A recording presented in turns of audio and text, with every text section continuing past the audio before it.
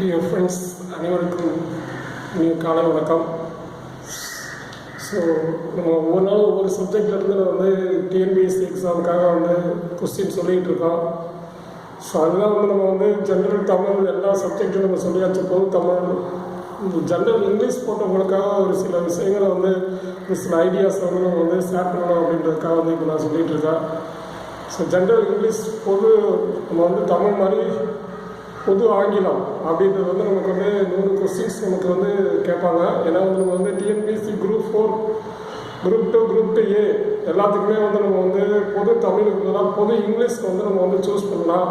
English படி matriculation படித்தவங்க வந்து இந்த டிஎன்பிஎஸ்சி எக்ஸாம் எழுதுறவங்க தமிழ் கஷ்டமாக இருக்குன்னு சொல்லிட்டு ஆங்கிலம் போடுவாங்க.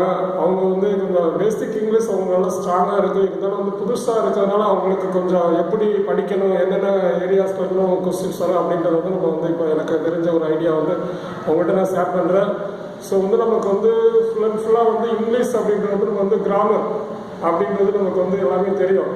ஏன்னா அதே மாதிரி தான் இங்கேயும் வந்து சிலபஸில் வந்து ஃபுல்லாக கிராமர் அப்படின்னு சொல்லிட்டு ஒரு டாபிக். ஏன்னா நமக்கு வந்து ஜென்ரல் இங்கிலீஷ், ஏன்னா டிஎன்பிஎஸ்சி எக்ஸாமில் வந்து மேக்ஸிமம் வந்து அதிகபட்சம் வந்து தமிழ் தான் போட்டு எழுதி செலக்ட் ஆவாங்க. இங்கிலீஷ் போட்டு எழுதி செலக்ட் ஆகிறது வந்து செலக்ட் ஆகலாம். ஆனால் பேசிக் இங்கிலீஷ் கொஞ்சம் நல்லா ஸ்ட்ராங்காக அவங்களுக்கு வந்து ஐடியாஸ் வந்து நல்லா இங்கிலீஷில் வந்து மெட்ரிகுலேஷன், சிபிஎஸ்சி இந்த மாதிரி படித்தவங்களுக்கு வந்து இங்கிலீஷ் கொஞ்சம் தெளிவாக தெரியுதுன்னா அவங்க இங்கிலீஷை வந்து ஈஸியாக போட்டு ஆன்சர் பண்ணுவாங்க. ஏன்னா தமிழில் தான் வந்து நம்ம நிறையா படிக்க வேண்டியது இருக்குது, நிறையா வந்து படிக்க வேண்டியது இருக்கும். ஏன்னா ஃபுல்லாக வந்து நம்ம வந்து இலக்கியங்கள்னு எடுத்துக்கிட்டால் ஏகப்பட்ட நூல்கள், ஆசிரியர்கள், ப்ளஸ் அதோட தொடர்புடைய செய்திகள்லாம் நம்ம வந்து நிறையா படிக்கணும். ஆனால் ஆங்கிலத்தில் வந்து நம்ம அவ்வளோ வந்து நாவல்ஸ் அண்ட் புக்ஸு இந்த மாதிரிலாம் வந்து நம்ம அதிகமாக வந்து நம்ம படிக்க போகிறது கிடையாது. ரொம்ப சிம்பிளாக தான் இருக்குது நமக்கு ஃபுல்லாக வந்து நம்ம வந்து. ஏன்னா இங்கிலீஷ் ரைட்டர்ஸ் அப்படின்னு சொல்லிட்டு நம்ம அதிகமாக வந்து நம்ம வந்து இது வரைக்கும் நமக்கு தெரியாது. இங்கிலீஷ் ரைட்டர்ஸ் அப்படின்னு எடுத்தால் ஷேக்ஸ்பியர்ஸ், இந்த வில்லியம் வேர்ட்ஸ்வொர்த், ருட்யார்ட் கிப்ளிங் இந்த மாதிரி வந்து அந்த காலத்தில் வந்து எழுதின ரைட்டர்ஸ் வந்து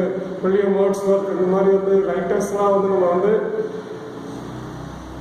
அதிகமாக வந்து நம்ம படிக்கிறது கிடையாது. ஏன்னா இது வந்து 10th ஸ்டாண்டர்ட் சிலபஸ் அப்படின்றதுனால வந்து நமக்கு வந்து கொஞ்சம் கம்மியாக தான் இருக்குது. ஏன்னா டிகிரி ஸ்டாண்டர்ட் அப்படின்னா ஃபுல்லாக வந்து ஏன்னா பிஏ இங்கிலீஷ் லிட்ரேச்சர் படிக்கிறவங்களுக்கு வந்து நமக்கு வந்து ஃபுல்லாக இங்கிலீஷ், அமெரிக்கன் இங்கிலீஷ், இந்த மாதிரி பிரிட்டிஷ் இங்கிலீஷ், இந்த மாதிரி இங்கிலீஷ் லிட்ரரி வந்து எப்போ வந்து இங்கிலீஷை வந்து நம்ம வந்து எப்போ வந்து நம்ம ஸ்டார்ட் பண்ண எழுத பயன்படுது. ஏன்னா இங்கிலீஷ் வந்து எங்கே உருவானது, எங்கேருந்து இங்கிலீஷ் வந்து நம்ம வந்து இந்தியாவுக்குள்ள வந்தது. ஸோ அப்படின்றத நம்ம வந்து பேசிக் இங்கிலீஷ் அப்படின்றது வந்து நம்ம வந்து பிஏ இங்கிலீஷ் லிட்ரேச்சரில் படிக்கும்போது அது எப்படி வந்து விக்டோரியாவுக்கு அந்த ஏஜ் வந்து நம்ம வந்து இங்கிலாண்டோட இங்கிலீஷ் தான் வந்து நம்ம வந்து ஃபுல்லாக வந்து அப்படியே வந்து பயன்படுத்துவோம். ஸோ அவங்க இங்கிலாண்டில் வந்து இங்கிலீஷ்ன்றது வந்து எப்படி ஆரம்பத்தில் எப்படி இங்கிலீஷ் தமிழ் எப்படி ஆரம்பத்துலேருந்து வளர்ச்சி அடைச்சோ அதே மாதிரி ஆங்கிலத்தோட வளர்ச்சி வந்து இங்கிலாந்து இங்கிலீஷில் இருந்து நம்ம வந்து தெரிஞ்சுக்கிறோம். ஸோ அப்படியே இங்கிலாண்டில் வந்து ஃபஸ்ட்டு இந்த ரைட்டர்ஸ் யாரெல்லாம் வந்து இங்கிலாண்டில் வந்து எந்தெந்த ஏஜில் வந்து என்னென்ன ரைட்டர்ஸ்லாம் எழுதி இங்கிலீஷை வந்து டெவலப் பண்ணாங்க, அது இம்பார்ட்டன்ஸ் வந்து நம்ம வந்து புக்ஸு, நாவல்ஸு, போயம்ஸ் இதெல்லாம் வந்து இங்கிலீஷில் என்னென்ன அப்படின்றது வந்து இங்கிலீஷ் லிட்ரேச்சர் படிச்சிருந்தா நம்ம வந்து கண்டிப்பாக வந்து அதை பற்றி உங்களுக்கு தெரியும். BA English literature, MA English லிட்ரேச்சரில் வந்து நம்ம வந்து அதான் படிச்சிருப்போம். ஸோ எந்தெந்த ஏஜில் வந்து அதை வந்து என்னென்ன இங்கிலீஷை வந்து நம்ம வந்து கம்யூனிகேஷன் இங்கிலீஷில், ஸ்போக்கன் இங்கிலீஷ்க்கு ப்ளஸ் ரைட்டிங் இங்கிலீஷ்க்கெலாம் வந்து நம்ம என்னென்ன இருக்கக்கூடிய கரெக்டான ப்ரொசீஜர்ஸ்லாம் நம்ம வந்து படிச்சுப்போம். ஏன்னா கிராமர் அப்படின்றது ஒரு சைடு இருந்தாலும் நம்ம ஃபுல்லாக வந்து அந்த இங்கிலீஷை வந்து எப்படி ரெட்டோரிக் ஃபார்ம்ஸில் வந்து அந்த நம்ம ப்ரொனன்சியேஷனுக்கும் வந்து நம்ம வந்து எப்படி நம்ம அதை பயன்படுத்தணும் அப்படின்னா வந்து எல்லா வேர்ட்ஸுமே இப்போ டிக்ஷனரியிலே கொடுத்துருப்பாங்க. அதை எப்படி ஆங்கிலம் பயன்படுத்தணும், அந்த வேர்ட்ஸை எப்படி ப்ரொனன்சியேட் பண்ணணும் அப்படின்லாம் வந்து நம்ம சொல்லியிருப்பாங்க. ஸோ அந்த மாதிரி வந்து அந்த இங்கிலீஷில் வந்து டிகிரி ஸ்டாண்டர்ட் இங்கிலீஷ் அது வந்து டிஇடி பேப்பருக்கு தான் நமக்கு வந்து யூஸ்ஃபுல்லாக இருக்கும். டிஇடியில் வந்து நம்ம வந்து பேப்பர் 1, பேப்பர் 2, பேப்பர் 2ல் வந்து நம்ம ஜென்ரல் இங்கிலீஷ் கண்டிப்பாக வந்து நம்ம வந்து ஏன்னா பேப்பர் 2ல் வந்து நம்ம வந்து பேப்பர் 1, பேப்பர் 2ல் ரெண்டுமே இங்கிலீஷ் 30 மார்க் இருக்கும், 13 மார்க்ஸ் இருக்குது. அதில் பேப்பர் 1ல் வந்து நம்ம வந்து +2 வரைக்கும் தான், +2 + டிடிஎல் குவாலிஃபிகேஷன்ஸ் அப்படின்றதுனால +2 + டிடிஎல்லில் படித்த இங்கிலீஷை வந்து இப்போ நல்லா படித்தாவே போதும். டீச்சர் ட்ரைனிங் பேப்பர் 1 அப்படின்றதுக்கு வந்து நம்ம இங்கிலீஷ் அந்த 30 மார்க்ஸ் வந்து நம்ம 6th, 10th, 11th, 12th plus டிடிஎல்ல வந்து டிப்ளமோ இன் டீச்சர் எஜுகேஷன் அதில் கொடுத்துருக்க இங்கிலீஷ் புக்ஸை வச்சு நம்ம அதை மட்டும் படித்தாவே கரெக்டாக படித்தாவே நம்ம வந்து இங்கிலீஷில் வந்து 30க்கு ஒரு 25 எடுத்துக்கலாம். அதே மாதிரி தான் வந்து பேப்பர் 2ல் வந்து நம்ம வந்து ஃபுல்லாக வந்து எல்லாமே நம்ம படிக்கிறோம். 6th to 10th 11th 12th plus டிடிஎல்ல இருக்கக்கூடிய அதே மாதிரி நம்ம வந்து பிஎட்ல வந்து படிச்சிருக்கக்கூடிய இங்கிலீஷ். பிஎட்ல வந்து கண்டிப்பாக எல்லாத்துக்குமே எல்லா சப்ஜெக்ட்லையுமே இங்கிலீஷ் படிப்போம். எந்த சப்ஜெக்ட் பிஏ இங்கிலீஷ் பிஎட் படித்தாலும் தெரியும், நம்ம வந்து வேறு அதர் சப்ஜெக்ட் படித்து பிஎட் படித்தாலும் தெரியும். லாங்குவேஜ் வந்து காமனாக எல்லா சப்ஜெக்ட்லையுமே நம்ம எழுதுவோம். அப்படிங்கும்போது வந்து அதில் படித்த இங்கிலீஷ் பிஎட் இங்கிலீஷ் அப்படின்றது வந்து நம்ம படிக்க அதை வந்து நம்ம எழுதுவோம். ப்ளஸ் அதே மாதிரி வந்து டிகிரி ஸ்டாண்டர்ட் அளவுக்கு நமக்கு வந்து இங்கிலீஷ் நாலேஜ் இருந்தால், ஏன்னா இங்கிலீஷ் வந்து எப்படி நம்ம க்ரௌத் எப்படி வந்து டெவலப் ஆச்சு, எப்படி வளர்ச்சி அடைஞ்சது அப்படின்றது வந்து ஒரு ஆரம்பத்துலேருந்து நினைக்கிற வரைக்கும் இங்கிலீஷ் வந்து என்னென்ன ரைட்டர்ஸ்லாம் இருக்காங்க இங்கிலீஷில் வந்து நம்ம வந்து ஃபுல்லாக யாரோட போயம்ஸ், யாரோட நாவல்ஸ், யாரோட ட்ராமாஸ், யாரோட பிளேஸ், இதெல்லாம் வந்து நம்ம வந்து கொஞ்சம் தெரிஞ்சுக்கிட்டோம் அப்படின்னா வந்து அஸ் யூ லைக் இட் அப்படின்றது யாரு ஒரு காலத்தில் வந்து வில்லியம் ஷேக்ஸ்பியர்ஸ், அதே மாதிரி செல்லிக்கு ஈக்குவலாக இருக்கக்கூடிய தமிழ் கவிஞர் யாரு நம்ம வந்து பாரதியார். இந்த மாதிரி வந்து இந்த இங்கிலீஷ்ல வந்து ஃபுல்லாக வந்து நிறைய வந்து ரைட்டர்ஸ் இங்கிலீஷ் ரைட்டர்ஸ் நிறையா இருப்பாங்க. அவங்களோட நாவல்ஸ், அவங்களோட போயம்ஸ், அவங்களோட புக்ஸ் இதெல்லாம் வந்து நம்ம வந்து கண்டிப்பாக வந்து கொஞ்சம் தெரிஞ்சுங்க. எந்தெந்த ஏஜில் வந்து இங்கிலீஷ் எப்படி டெவலப் ஆச்சு அப்படின்றது நம்ம தெளிவாக தெரிஞ்சுக்கணும். ஸோ இப்போ வந்து நம்ம வந்து இங்கிலீஷ் அப்படின்றது வந்து இங்கே டிஎன்பிஎஸ்சி சிலபஸில் வந்து ஃபஸ்ட்டு வந்து கிராமர் கொடுத்துருக்காங்க. கிராமர்லேருந்து அடுத்து வந்து போயம்ஸ் கொடுத்துருக்காங்க. 6th to 10th இருக்கக்கூடிய போயம் தான். அந்த 6th to 10th இருக்கக்கூடிய போயத்தில் வந்து நம்ம என்ன தெரிஞ்சுக்க போகிறோம் அப்படின்னா போயம்லேருந்து நமக்கு வந்து மேக்ஸிமம் அதுக்கு வந்து ஆங்கிலத்திலேருந்து தமிழில் வந்து நம்ம வந்து அதை தெரிஞ்சுக்கிறது நல்லது. ஏன்னா ஆங்கிலத்தில் நம்ம எவ்வளோதான் படித்தாலும் வந்து ஒரு 70 to 80% தான் ஒரு தெளிவாக நம்ம வந்து புரிஞ்சிக்க முடியும். அதை வந்து நம்ம வந்து தமிழில் டிரான்ஸ்லேட் பண்ணுறதை வந்து எடுத்து நம்ம ஓரளவு அதை படிச்சிட்டோம் அப்படின்னா வந்து நமக்கு வந்து அந்த போயத்தோட கான்டென்ட் நமக்கு நல்லா தெரிஞ்சிடும். போயத்தோட கான்டென்ட் நமக்கு தெரியும் போது ஃபுல்லாக வந்து நம்ம வந்து அதில் வந்து எப்படி கொஸ்டின்ஸ் கேட்டாலும் நம்ம ஆன்சர் பண்ணிக்கலாம். ஏன்னா அப்ரிசியேஷன் கொஸ்டின்ஸ் அப்படின்றது வந்து ஏன்னா வந்து அப்ரிசியேஷன் கொஸ்டின் புக்கில் அதாவது போயத்தில் இருந்து ஒரு 2 லைன்ஸ் கொடுத்துருப்பாங்க. அந்த 2 லைன்ல இருந்து கேள்வி கேட்பாங்க. அந்த 2 லைனை வந்து நம்ம வந்து தமிழ் மீனிங் தெரிஞ்சதுன்னா அது என்ன கேட்குறாங்க, who is the author, who is the poet, அதே மாதிரி who is speaker அப்படின்றது who is அப்படின்றதுலாம் வந்து நமக்கு ஒரு கொஸ்டின் கேட்டால் அந்த poem is a speaker, the author is a speaker, அந்த வேர்ட்ஸ் வந்து அந்த 2 சென்டென்ஸ் வந்து யார் சொன்னது இதை வந்து நம்ம வந்து ERC அப்படின்றது வந்து நம்ம சொல்லுவோம். ERC explains with reference to context அப்படின்னு சொல்லி explain அதே மாதிரி reference and context அந்த 2 லைன்ஸ் வந்து எந்த போயத்தில் நம்ம வந்து இடம்பெற்றுள்ளது, எந்த போயம் அந்த போயத்தை வந்து நம்ம எழுதணும், அந்த போயத்தை யார் எழுதுனது, ரைட்டர் யார், ஆத்தர் யார் அப்படின்றது எழுதுவோம். இதுதான் கான்டெக்ஸ்ட். ஏன்னா இஆர்சி அப்படின்றது வந்து நம்ம 11th 12th இங்கிலீஷ் படிக்கும்போது கண்டிப்பாக எல்லா பேரும் எழுதிருப்போம். எல்லா பேரும் அதை பற்றி கொஞ்சம் தெரிஞ்சிருக்கும். இஆர்சியில் வந்து எக்ஸ்பிளைன்னா என்ன, ரெஃபரன்ஸ்னா என்ன, கான்டெக்ஸ்ட்னா என்னன்னு. அந்த கான்டெக்ஸ்ட் அப்படின்றது வந்து அந்த போயத்தோட 2 லைனு அந்த எந்த போயத்தில் இடம்பெற்றுள்ளது அப்படின்றது எழுதணும். ப்ளஸ் அந்த போயத்தை யார் எழுதுனது, ரைட்டர் ஆதர் யார் அப்படின்னு நம்ம எழுதுவோம். அதே மாதிரி ரெஃபரன்ஸ்ன்ற அந்த 2 லைனோட மீனிங்ஸை வந்து எக்ஸ்பிளைன் பண்ணுவோம். அதே மாதிரி வந்து எக்ஸ்பிளனேஷன் அப்படின்றது வந்து அந்த போயத்தில் வந்து அந்த 2 லைன்ல இருந்து நமக்கு என்ன இன்ஃபர்மேஷன் சொல்றாங்க அப்படின்றத வந்து நம்ம வந்து எழுதணும். இதான் வந்து இதே மாதிரி தான் அப்ரிசியேஷன் கொஸ்டின்ஸ் அப்படின்றது வந்து போயத்தோட 2 லைன் கொடுத்து அந்த போயத்தில் வந்து கேள்வி கேட்பாங்க. அதை வந்து நம்ம வந்து ஆன்சர் பண்ணணும். அது மாதிரி கொஸ்டின்ஸ் வந்து நமக்கு டிஎன்பிஎஸ்சியில் கொடுத்துருக்காங்க. ஸோ இதுக்கெல்லாம் வந்து போயம் அப்படின்றது வந்து நீங்கள் வந்து ஃபஸ்ட்டு வந்து புக்கில் வந்து கொடுத்துருக்க சிலபஸில் இருக்க எல்லா போயத்துக்கும் வந்து மெட்டீரியல் நீங்கள் வந்து தயார் பண்ணுங்கள். மெட்டீரியல்ன்றது புக்கில் கொடுத்துருக்காங்க. ப்ளஸ் வந்து அதுக்காக வந்து நம்ம அதுவே வந்து ஃபைண்ட் அவுட் பண்ணி எல்லாத்தையும் இது பண்ணி நம்ம ஸ்டடி மெட்டீரியல்ஸ் ஃபஸ்ட்டு கலெக்ட் பண்ணுங்கள்.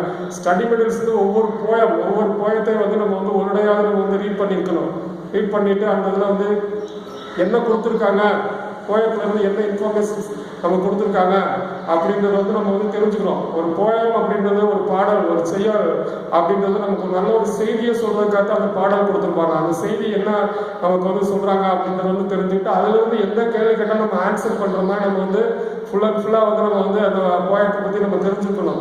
ஸோ வந்து இப்போ வந்து நம்ம வந்து போயம் ப்ரோஸ் அப்படின்றதும் ஏன்னா போயமும் வந்து 6th to 10th 10th book 9th book 8th புக்கில் இருக்கக்கூடிய போயம்ஸ் நம்ம கொடுத்துருக்காங்க. 6th இருந்து 10th இருக்கக்கூடிய அந்த போயம் ஏன்னா இங்கிலீஷ் யாரும் போட்டிருந்தீங்கன்னா இங்கிலீஷ் ஏன்னா வந்து மெட்ரிகுலேஷன்ஸ் படித்தவங்க வந்து ஒரு 20% இங்கிலீஷ் போட்டிருப்பாங்க. ஏன்னா தமிழ் மீடியம் படிக்கிறவங்க வந்து கண்டிப்பாக வந்து இங்கிலீஷ் போடுறதுக்கு வாய்ப்பு இல்லை. ஆனால் டிஇடி எக்ஸாம் எழுதுறவங்க கண்டிப்பாக இங்கிலீஷ் படிச்சு தான் ஆகணும். டிஇடியில் வந்து இங்கிலீஷ் தெரிஞ்சால் தான் நம்ம 30க்கு ஒரு 20 above 25 எடுத்தால் தான் நம்ம வந்து குவாலிஃபைடு ஆக முடியும். அதனால் வந்து இங்கிலீஷ் வந்து கொஞ்சம் கரெக்டாக படித்தோம் அப்படின்னா ஈஸியாக வந்து அதிலே வந்து 30க்கு வந்து ஒரு 25 நம்ம எடுத்துடலாம். 25 எடுத்துலாம். டிஇடியில் டிஎன்பிசியில் வந்து நம்ம வந்து ஒரு 80 above 85 above 90 அந்த ரேஞ்சுக்கு வந்துடலாம்.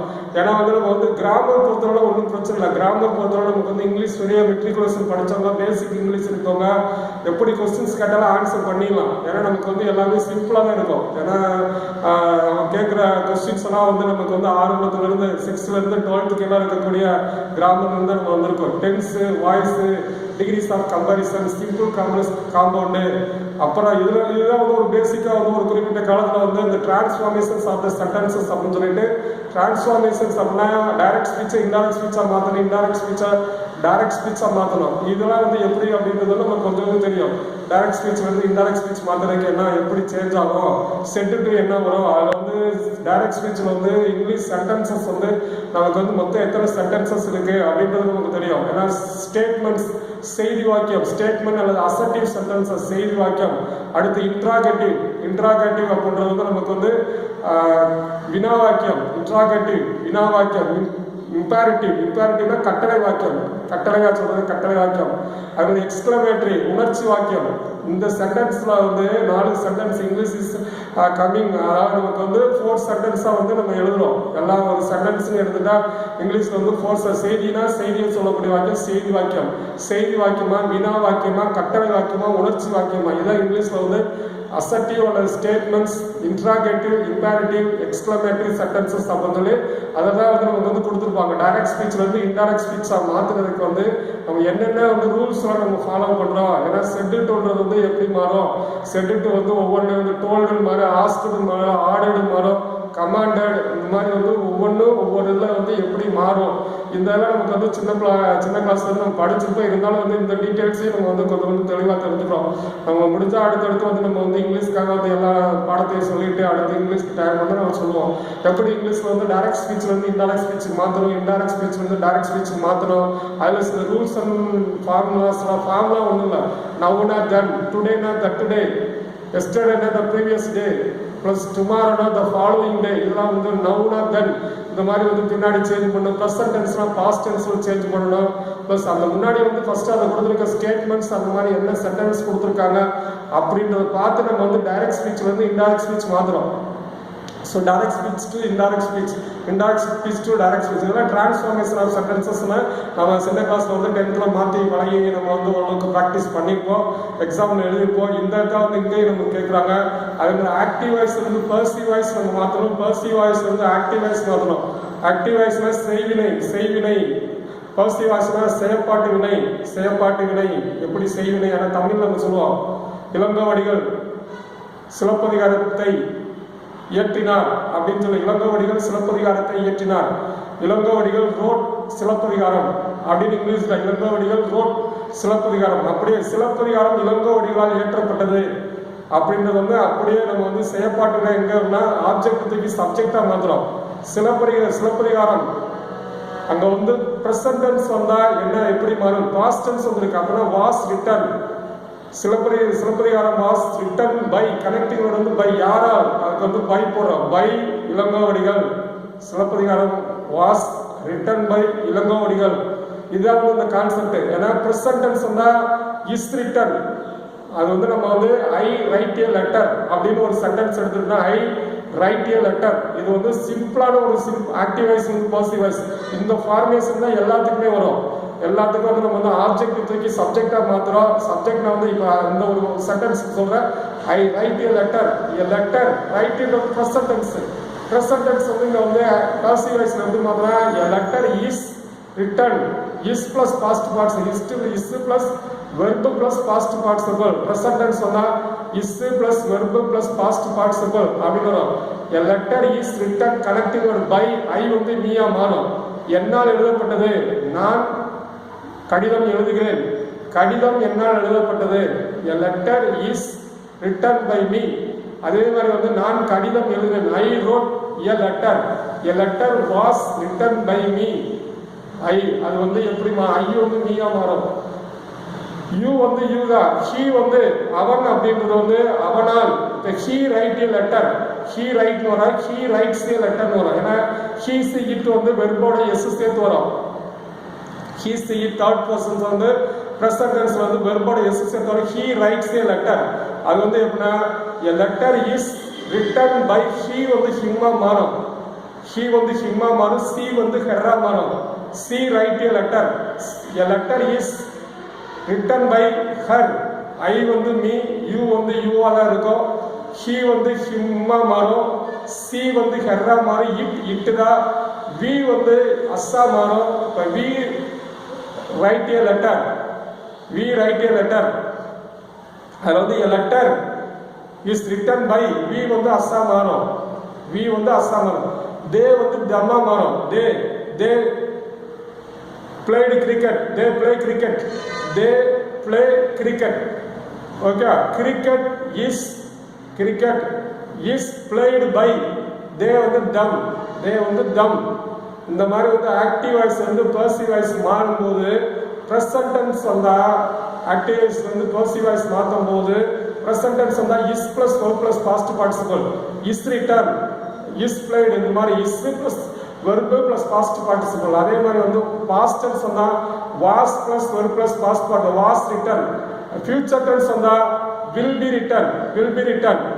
அதே மாதிரி இதில் வந்து அடுத்தடுத்து வந்து நம்ம வந்து ஃபர்ஸ்ட் இப்போ 3 டென்ஸ், அடுத்து ஒரு 3 டென்ஸ் சொல்லுவோம். ப்ரெசன்ட் கண்டினியூஸ்க்கு எப்படி வரும், பாஸ்ட் கண்டினியூஸ்க்கு எப்படி வரும், ஃபியூச்சர் கண்டினியூஸ்க்கு வந்து நம்ம எப்படி வரும், ப்ரெசன்ட் பெர்ஃபெக்ட்டுக்கு எப்படி வரும், பாஸ்ட் பெர்ஃபெக்ட். ஏன்னா is being, was being plus past participle. Is being ஆனால் இஸ்ன்றது வந்து அங்கே கூட வந்து பாஸ்ட் பார்ட்டிசிபிள் இஸ். இப்போ வந்து I am writing a letter is being written by me, is being plus verb plus past participle. present continuous க்கு past continuous க்கு was being plus verb plus past participle. அதே future continuous. அதே மாதிரி present perfect க்கு என்ன வரும், present perfect வந்து I have, அங்கே ஆல்ரெடி வந்து நம்ம வந்து past participle தான் வரும். I have written a letter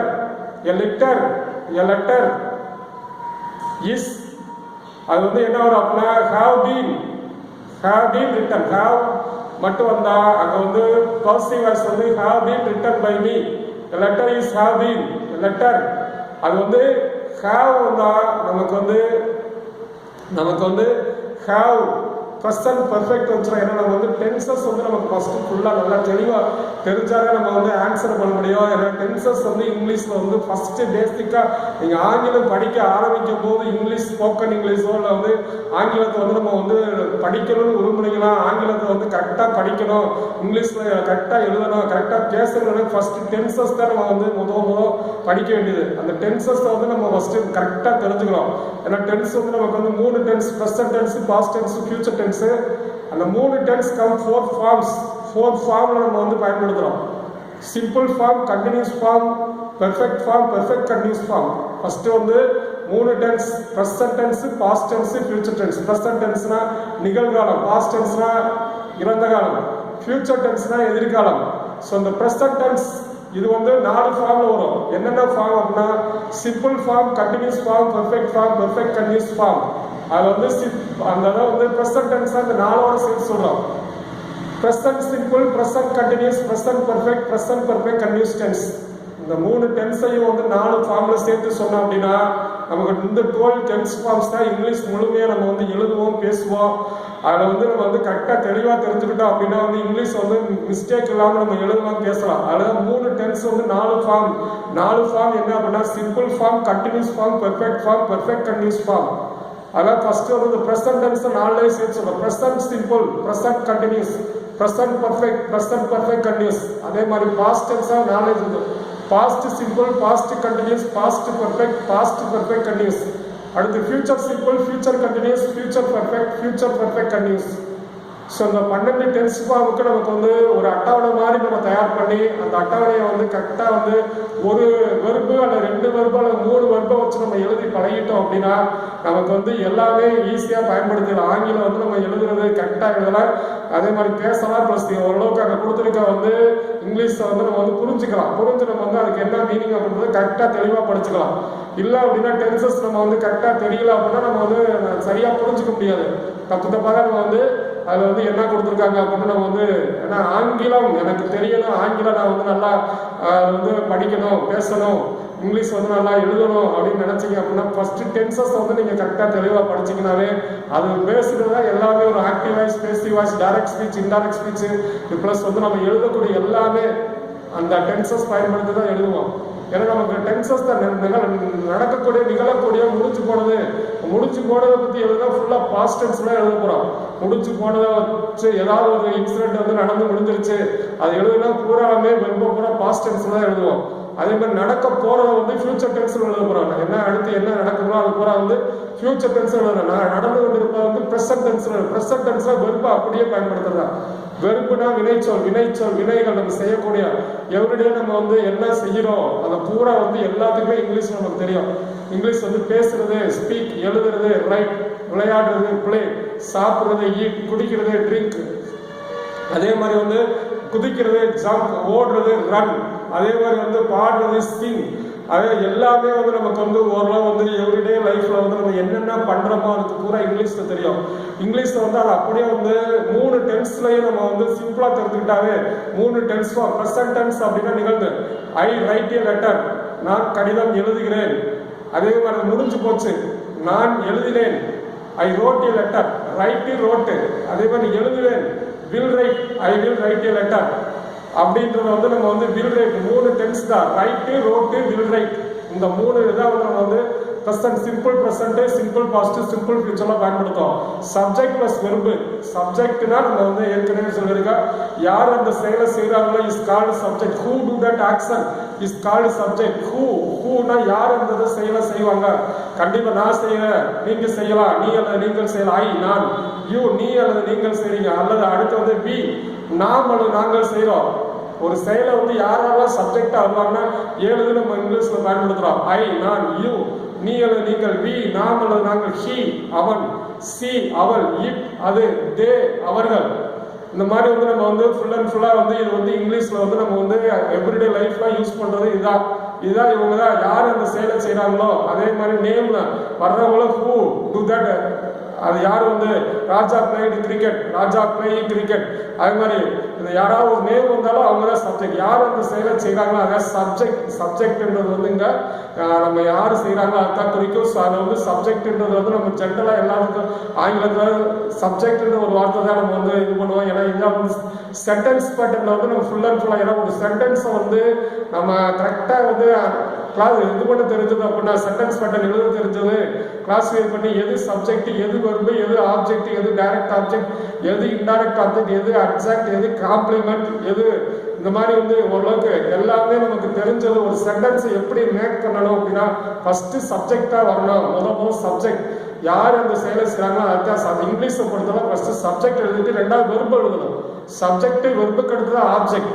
இங்கிலீஷை பொறுத்தவரை நம்ம இங்கிலீஷ் சென்டென்ஸ் நம்ம மேக்கப் பண்றோம், கிரியேட் பண்றோம் அப்படின்னா ஃபர்ஸ்ட் சப்ஜெக்ட் யார் ஒரு செய்யறாங்களோ அவங்க எழுதிட்டு அவங்க என்ன செய்யறாங்கன்னு எழுதிட்டு அதுக்கு அடுத்தது அவங்க என்ன செய்யறாங்க எப்போது அப்படின்றது வந்து 3வது. ஃபர்ஸ்ட் வந்து சப்ஜெக்ட் வெர்புக்கு அடுத்துதான் வந்து நம்ம எல்லாமே வரும். சப்ஜெக்ட் வெர்பு ஆப்ஜெக்ட், அந்த object direct object, indirect object, அதே மாதிரி அட்ஜாக்ட் எடுத்து காம்ப்ளிமெண்ட். இந்த காம்ப்ளிமெண்ட்ன்றலாம் என்ன, அட்ஜாக்ட்னா என்ன அப்படின்றது, டைரக்ட் ஆப்ஜெக்ட்னா என்ன, இதெல்லாம் வந்து நம்ம வந்து ஃபுல் அண்ட் ஃபுல்லா இங்கிலீஷ்ல சென்டென்ஸ் பட்டனா தெளிவா தெரிஞ்சுக்கணும்னா இங்கிலீஷ்ல சென்டென்ஸ் மேக் பண்றதுக்கு இந்த நம்ம சப்ஜெக்ட்னா என்ன அப்படின்றது நமக்கு தெரியும். யார் இந்த செயலை செய்யறாங்களோ அதான் சப்ஜெக்ட். வெர்புனா வினைச்சொல்கள், நம்ம செய்யக்கூடிய செயல்கள் எல்லாத்துக்கும் வந்து நம்ம செய்யறது. ரைட், ஸ்பீக், இந்த மாதிரி வந்து நம்ம வந்து எல்லாமே ஃபுல் அண்ட் ஃபுல்லா வந்து நம்ம வந்து இங்கிலீஷ்ல வந்து நம்ம வந்து எல்லாம் தெளிவா சொல்லுவோம். ஸோ அடுத்த கிளாஸ் நான் வந்து கண்டினியூ பண்றேன். ஏன்னா வந்து ஃபுல் அண்ட் ஃபுல்லா வந்து tomorrow one program going on for in my areas using for in radios. So this is disturbance for our class. So now I talk simple English and now I talk, but now come for disturbance for my talking. So I want to continue next class. See you.